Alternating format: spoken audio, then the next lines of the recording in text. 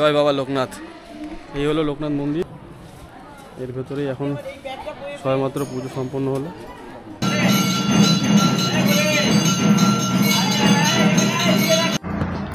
বাবা লোকনাথ ব্রহ্মচারী ছিলেন 1800 ও 1900 শতাব্দীর একজন প্রখ্যাত হিন্দু সাধক ও যোগী, যিনি বাংলার জনগণের মধ্যে এক গভীর ধর্মীয় শ্রদ্ধার প্রতীক হয়ে উঠেছিলেন। আর আজ আমাদের গন্তব্য এই বাবা লোকনাথের জন্মভূমি বা জন্মতীর্থ বা জন্মস্থান কচুয়া ধামে। কচুয়া লোকনাথ মন্দির পশ্চিমবঙ্গের উত্তর 24 পরগনা জেলার বসিরহাট ব্লকের কচুয়া গ্রামে অবস্থিত। এই স্থানটি হিন্দু সাধক শ্রী শ্রী লোকনাথ ব্রহ্মচারী জন্মস্থান হিসেবেও পরিচিত এবং বহু ভক্তের কাছে এটি একটি পবিত্র তীর্থস্থান। আপনারা এই কচুয়া ধামে আসতে চাইলে কিভাবে আসবেন, মন্দির কখন কখন খোলা থাকে, কিভাবে পুজো দেবেন, ভোগ প্রসাদ কীভাবে পাবেন, এই মন্দির ছাড়াও আর কোন কোন জায়গাগুলো ঘুরে দেখতে পাবেন, এই সমস্ত তথ্য থাকছে এই ভিডিওতে। তো আসুন আজকে আমরা সবাই একসাথে জয় বাবা লোকনাথ বলি এবং বাবাকে দর্শনের জন্য কচুয়া ধামের দিকে এগিয়ে চলি। হ্যালো এভরিওয়ান, শুভ সকাল সবাইকে। আমাদের আরেকটি নতুন ব্লগে সকলকে স্বাগত।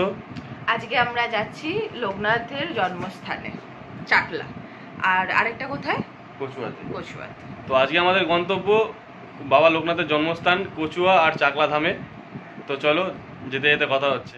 সকাল 8:30 আর আমরা বেরিয়ে পড়েছি বাড়ি থেকে। গাড়িতে তেলটাও ভরে নিলাম। এখন সোজা চলে যাবো চাম্পাহাটি থেকে ভোজেরহাট হয়ে আমরা চলে যাবো কচুয়া ধামে ফার্স্টে।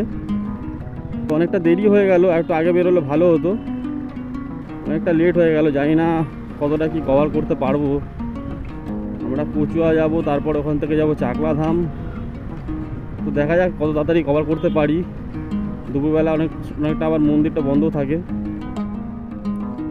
এই হচ্ছে ব্যাপার। কচুয়া ধাম যাওয়ার উদ্দেশ্যে আজ আমরা আমাদের বাড়ি সুভাষগ্রাম থেকে বাইকে করে রওনা দিয়েছি। আপনারাও যদি নিজেদের বাইক বা প্রাইভেট কার নিয়ে যেতে চান তাহলে এই রাস্তাটা ফলো করতে পারেন। যদি আপনারা কলকাতা থেকে ট্রেনে করে যেতে চান তাহলে শিয়ালদা স্টেশন থেকে যে কোনো সকালের হাসনাবাদ লোকাল ধরে আপনারা পৌঁছে যান কাকড়া মির্জানগর স্টেশনে। আর এই স্টেশনের বাইরেই রয়েছে বিভিন্ন রকম টোটো বা ভ্যানের ব্যবস্থা, যার মাধ্যমে আপনারা খুব সহজেই আর খুব কম খরচেই পৌঁছে যেতে পারবেন কচুয়া ধাম বা বাবা লোকনাথের জন্মস্থানে। তো চলুন আবার ফেরা যাক আমাদের যাত্রাপথে। এই যে মোড়টা এসছে, এই মোড়টার থেকে বাঁদিকে গেলে চাম্পাহাটি রেলগেট পাবো আমরা, আর ডান দিকে চলে গেলে বারাইপুর ফুলতলা। এই রাস্তাটা বারাইপুর ফুলতলাকে কানেক্ট করছে, এই ডান দিকের রাস্তাটা। আর এই বাঁদিকে গেলে সোজা দেখতে পাচ্ছ, এটা এই রাস্তাটা গেলে চাম্পাহাটি রেলগেট পাবো আমরা। তো হচ্ছে চাম্পাহাটি বাজার বা হাট বলা যেতে পারে। আর সোজা গেলে রেলগেট পাবো। সকালবেলা এই রেলগেটের আশেপাশে মাছের কাটাও বসে, অনেকবার এখান থেকে মাছ কিনেও নিয়ে গেছি আমরা বিভিন্ন অনুষ্ঠানে। আপনারা চাইলে এখান দিয়েও নিতে পারেন যদি আপনাদের দরকার হয় কোনো অনুষ্ঠান পারপাসে মাছের। এই লাইনগুলো দিয়ে পুরোটাই মাছ বসে, এই পারে ওপারে দুপারেই। রেলগেটটা পড়ে যাচ্ছে, আমাদেরকে তাড়াতাড়ি যেতে হবে। পিয়া ধরে বসো। এই হচ্ছে চাম্পাহাটি রেলগেট, ওই হচ্ছে স্টেশন, ডান দিকে সোজা। এই বাঁদিকে ডান দিকে দুদিকেই পুরো মাছের বাজার বসে একদম ভোরবেলা। মোটামুটি 7টা সাড়ে 7টার মধ্যে আবার উঠে যায়। এই যে রাস্তাটা, এই মোড়টা হচ্ছে তেমাতা। সোজা রাস্তাটা যেটা আসছে এটা সোনারপুর থেকে কানেক্ট করছে। আর আমরা ওই বাঁদিকে রাস্তাটা থেকে বেরোলাম, বেরিয়ে এরকম সোজা যেতে হবে। তো যারা সোনারপুর থেকে আসতে চাও, আমরা যেমন চাম্পাহাটি দিয়ে এলাম, চাম্পাহাটি দিয়েও আসা যাবে। আর যারা সোনারপুর থেকে আসতে চাও তারা সোনারপুর থেকে যে রাস্তাটা সোজা তেমাতা আসছে সেইটা দিয়ে কানেক্ট করলে সেখান থেকেই সোজা রাস্তা পেয়ে যাবে। যে চক বেরিয়ে বাজার আছে, এখান থেকে বাঁদিকে যেতে হবে আমাদেরকে। এখন আমরা তারদাহ থেকে সোজা গেলে আনন্দপুর, আর ডান দিকে চলে গেলে ভোজেরহাট। এই ডান দিকে রাস্তাটা আমরা নেব ভোজেরহাটের দিকে।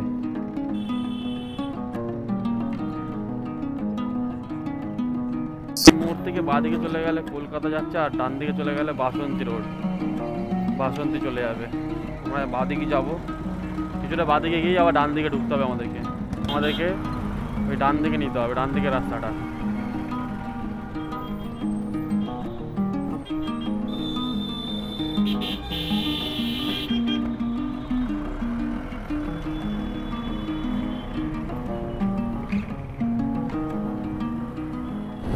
তলাপুরে একটা জায়গা ক্রস করেছি, আর ডান দিকে অনেক বড় একটা ঝিল পড়েছে, খুব সুন্দর লাগছে দেখতে। ক্যামেরা তো জানি না দেখা যাচ্ছে কি না, এই ডান দিকে পুরোটাই ঝিল, খুব সুন্দর লাগছে, গাছে ঢেকে গেছে। এই দেখো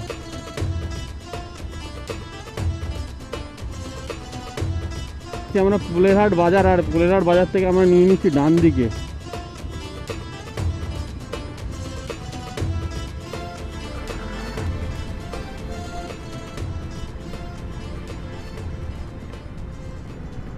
কি বনগা, বাদুড়িয়া, পেরামচাপা সব জায়গাতে যাওয়া যাবে।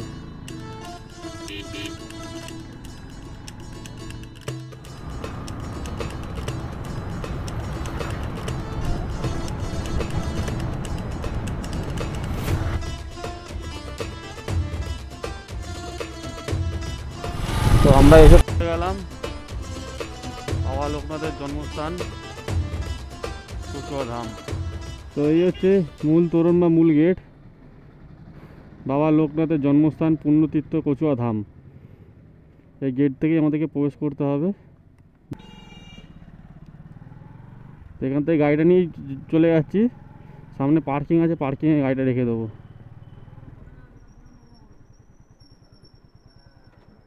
সোজা এসে এরকম জায়গাতে পার্কিংয়ের জায়গা আছে, এখানে পার্কিং করতে পারবে গাড়ি।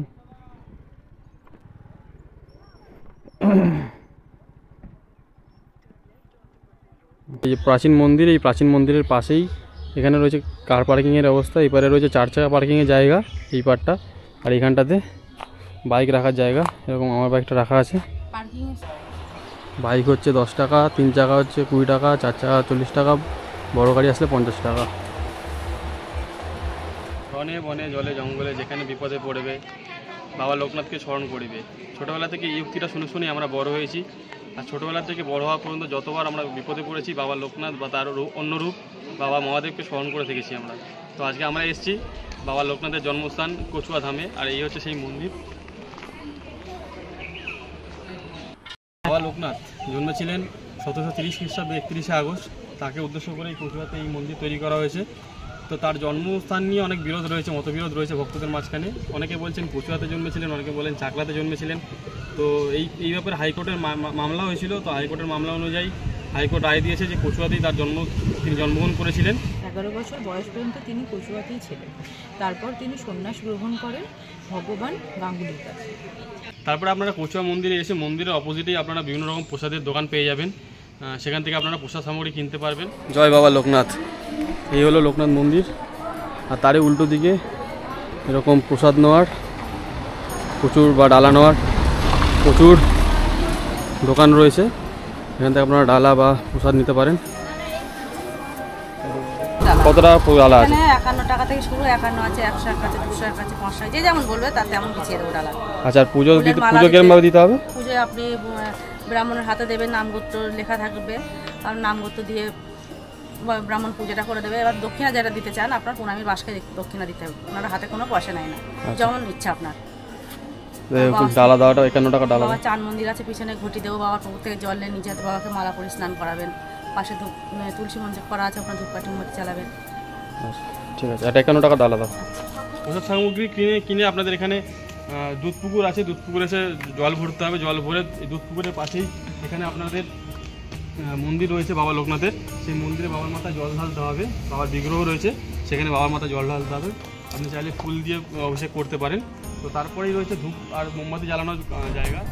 তো এই হচ্ছে সেই পবিত্র দুধ পুকুর, এখান থেকেই ঘটিতে জল ভরতে হবে। ভরে এইখানে বাবার মূর্তি বা বিগ্রহ বসানো আছে, এখানে জল ঢেলে তারপর এখানে ধূপ জেলে এইখানে মেন মন্দির, এটাতে পুজো দিতে হবে। তো জল ভরে নিই।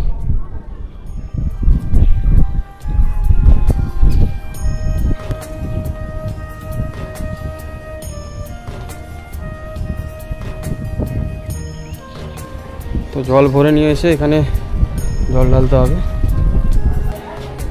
জয় বাবা লোকনাথ।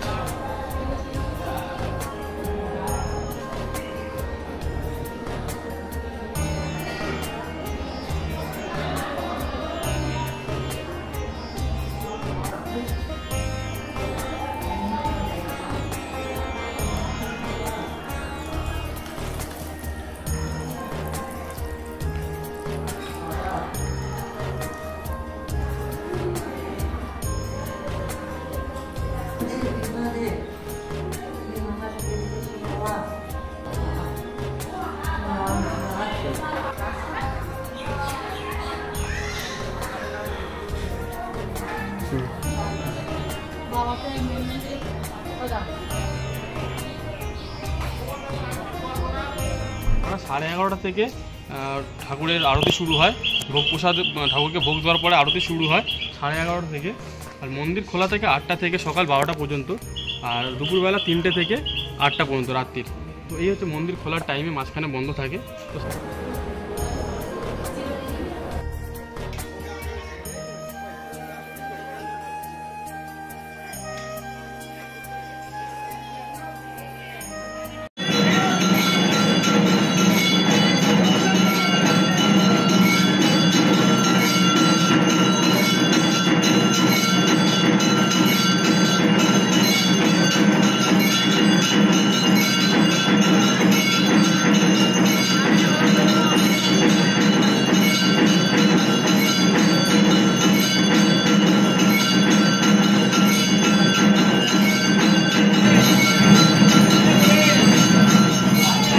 এই হচ্ছে কোচুয়া বাবা লোকনাথের মেন মন্দির, শ্রী শ্রী লোকনাথ ব্রহ্মচারী বাবার পবিত্র জন্মস্থান পুণ্যতীর্থ কোচুয়া ধাম।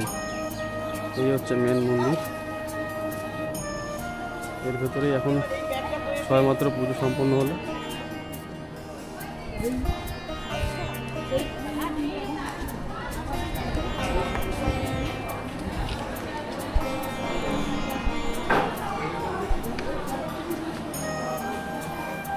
এখানে বাবা লোকনাথের বিগ্রহ। বাবা লোকনাথকে যে ভোগ চড়ানো হয়েছিল পুজোর শেষে, সেই ভোগই সবাইকে অল্প অল্প করে বিতরণ করা হচ্ছিল। পুজো সম্পন্ন করার পরে তার অপোজিটেই আছে ভোগ প্রসাদের কাউন্টার। সেখান থেকে আপনারা ভোগ প্রসাদের কুপন কাউন্টার নিতে হবে, কাটতে হবে। 60 টাকা করে ভোগ প্রসাদের কুপন। তো সেটা আপনাদের 12টার মধ্যেই কাটতে হবে, 12টার পরে ভোগ প্রসাদের কুপন দেয় না। তো 12:30 থেকে ভোগ প্রসাদ খাওয়া স্টার্ট হয়। আপনারা ওখানে গিয়ে লাইনে দাঁড়াতে হবে। 12:30 বাজলে তারপরে ভোগ প্রসাদ দেওয়া শুরু হবে। আপনারা চেয়ার টেবিলের ব্যবস্থা আছে, চেয়ার টেবিলে বসে ভোগ প্রসাদ গ্রহণ করতে পারবেন। এটা হচ্ছে কুপন কাউন্টার ভোগ প্রসাদের।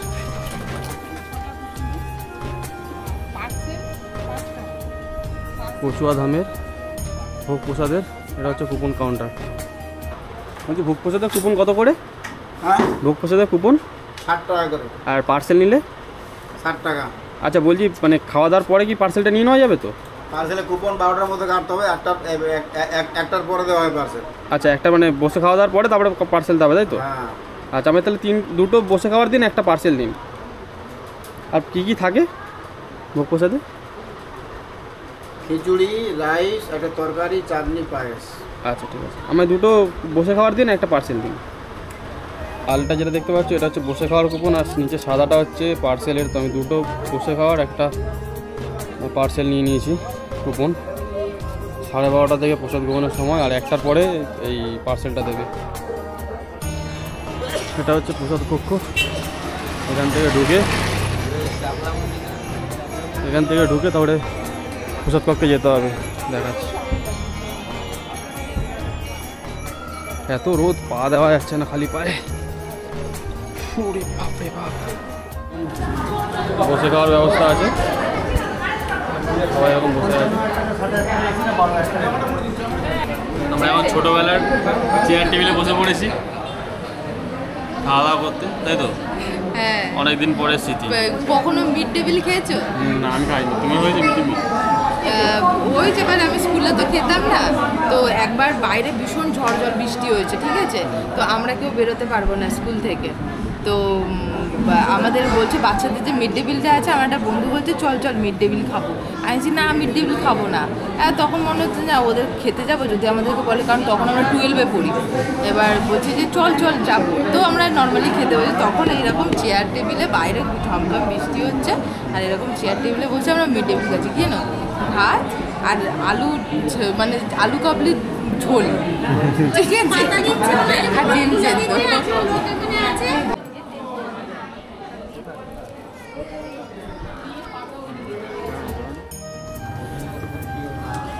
চলে এসছে খিচুড়ি ভোগ।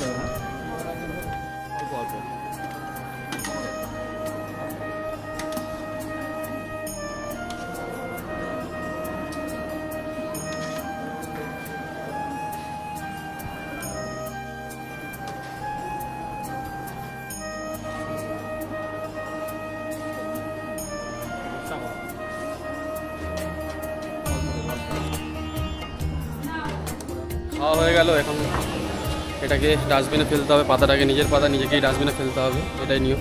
প্রিয়াও নিয়ে যাচ্ছে। মন্দিরের এই পারে হচ্ছে ভোগ প্রসাদের জায়গা, কুপন কাউন্টার রয়েছে এখানে। আর এই পারে রয়েছে আম গাছ, সারি সারি আম গাছ রয়েছে, আর আম গাছের নিচে এরকম বসার জায়গা রয়েছে। এখানে শান্তিতে নিরিবিলি আপনারা দুপুরটা কাটাতে পারবেন। প্রচুর ভক্ত এখানে এসে রেস্ট নেয়। এখন গরমের সময় সবাই ফাঁকা হয়ে গেছে, এই আম গাছের তলায় সবাই রেস্ট নেয়। এদিকেও দোকান রয়েছে প্রসাদ কেনার জন্য। বাবা লোকনাথ মাত্র 11 বছর বয়সে তার বাল্য বন্ধু বেণীমাধব ব্রহ্মচারীর সাথে গুরু ভগবান গাঙ্গুলির কাছে শিষ্যত্ব গ্রহণ করেন এবং ত্যাগ জীবনযাপন শুরু করেন। গুরু ভগবান গাঙ্গুলি ও তার বন্ধু বেণীমাধবের সাথে তিনি বেরিয়ে পড়েন কালীঘাটের উদ্দেশ্যে। কালীঘাট যেহেতু অনেক ছোট ও ঘিঞ্জি এলাকা ছিল, তাদের তপস্যা করতে খুবই অসুবিধা হচ্ছিল, তাই তারা বেরিয়ে পড়ে হিমালয়ের পাদদেশে কোনো এক গুহায় তপস্যার উদ্দেশ্যে। হিমালয়ে বহু বছর তপস্যা করার পরে সেখান থেকে তারা নেপাল, মক্কা, সাইবেরিয়া এছাড়াও বিভিন্ন জায়গা ঘুরে আবার ইন্ডিয়াতে ফিরে আসেন। নিঃশব্দ নির্জন অবস্থায় ধ্যান ও সাধনার মাধ্যমে গভীর আত্মজ্ঞান অর্জন করে থাকেন তিনি। বাবা লোকনাথ ব্রহ্মচারী 1863 সালে বাংলাদেশের নারায়ণগঞ্জ জেলার বারোদি গ্রামে এসে আশ্রম প্রতিষ্ঠা করেন এবং 1890 সালের 1 জুন তিনি এই বাদ্দি গ্রামেই পূর্ব নির্ধারিত সময় অনুযায়ী মহাসমাধি গ্রহণ করেন। প্রতি বছর 19শে জ্যৈষ্ঠ তিরোধান দিবস উপলক্ষে সপ্তাহব্যাপী মেলা ও ধর্মীয় অনুষ্ঠান হয়ে থাকে বাবা লোকনাথের প্রতিটি আশ্রম বা মন্দিরে। ভক্তরা বিশ্বাস করেন তিনি ছিলেন সর্বজ্ঞ ও অলৌকিক শক্তির অধিকারী। অসুস্থকে সুস্থ করা, দূরদর্শিতা, অন্ন ও আশ্রয় দেওয়ার ক্ষমতা ইত্যাদি বাবা লোকনাথের অলৌকিক গুণের অংশ হিসেবে মনে করা হয়ে থাকে। বাবা লোকনাথের অনেক ভক্তই ওনাকে জীবন্ত ঈশ্বররূপেও পূজা করে থাকেন। মানব সেবাই পরম ধর্ম বাবা লোকনাথের সবচেয়ে জনপ্রিয় বাণীগুলির মধ্যে অন্যতম। তিনি আরও বলেছেন, যতদিন একটি মানুষ দুঃখী থাকবে আমিও থেকে যাব। এই হচ্ছে সেই দুধ পুকুর যেখানে বাবা লোকনাথ স্নান করতেন এবং এখান থেকেই বাবা লোকনাথ নিরুদ্দেশ হয়েছিলেন বলে মনে করেন ওনার ভক্তরা। এই দুধ পুকুরের পাশ থেকে যে রাস্তাটা আসছে, এই রাস্তাটাকে আসলেই এখানে গেস্ট রুমের ব্যবস্থা করা হচ্ছে। এটা এখনও তৈরি হচ্ছে, পুরোটা তৈরি করেও কমপ্লিট হয়নি। তো আপনারা চাইলে এখানে এসে থাকতে পারবেন। একটু জুম করে দেখানোর চেষ্টা করছি। এই হচ্ছে গেস্ট হাউস। এখান থেকে যাওয়া বারণ আছে, এখানে বাস দেওয়া আছে। তো ওইদিকে গেস্ট রুম আছে, এখানে চাইলে আপনারা এসে থাকতেও পারবেন। এটা হচ্ছে লোকনাথ বাবার প্রাচীন মন্দির।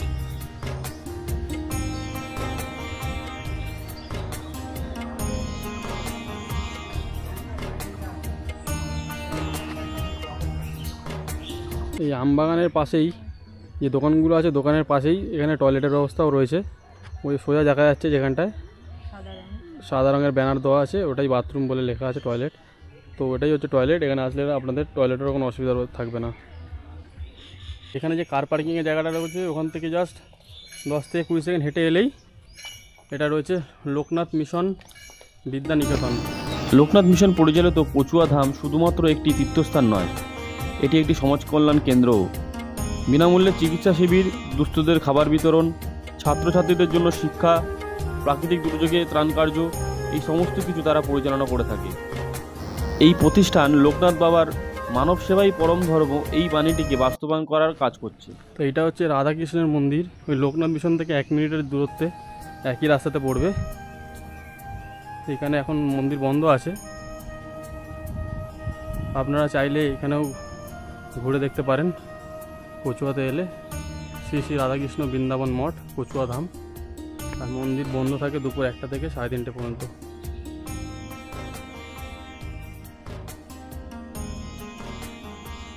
এইটা হচ্ছে মেন লোকনাথ বাবা মন্দিরে ঢোকার রাস্তা, আর তার উল্টো দিকেই রয়েছে বেণীমাধব তোরণ। এটা হচ্ছে বেণীমাধব তোরণ, বাবা লোকনাথের বাল্য বন্ধুর বাড়ি যাওয়ার রাস্তা হচ্ছে এটা। এটি হচ্ছে লোকনাথ বাবার বন্ধু বেণীমাধব বন্দ্যোপাধ্যায়ের জন্মভিটে। আর কোইন্সিডেন্টলি বেণীমাধব আর লোকনাথ বাবার জন্ম একই দিনে হয়েছিল।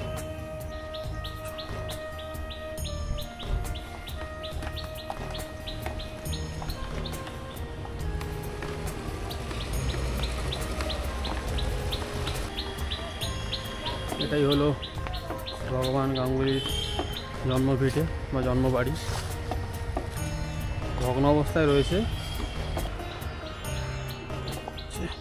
ভগবান গাঙ্গুলির জন্মভিটা।